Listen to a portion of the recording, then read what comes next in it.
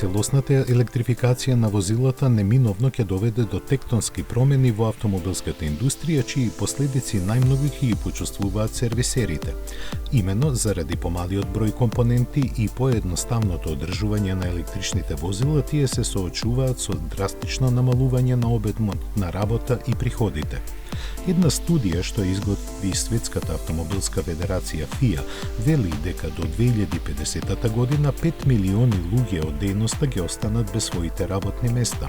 За да колку толку ја обезбедат иднината на својата сервисна мрежа, производителите користат бројни трикови да го ограничат пристапот до информациите за своите возила на независните сервиси.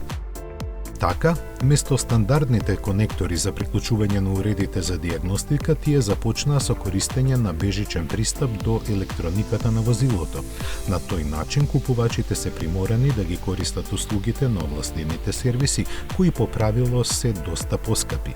Но по се изгледа, производителите ќе бидат приморани да ја прекинат ваквата практика. Имено, една одлука на Европскиот врховен суд, која до душа се однесува на друг тип информации за возилата, лесно може да биде применета и за овој проблем.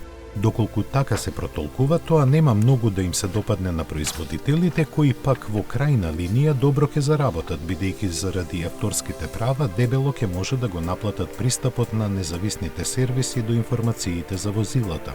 Како и да е, вака или онака цената на крајот секако ќе ја платат возачите.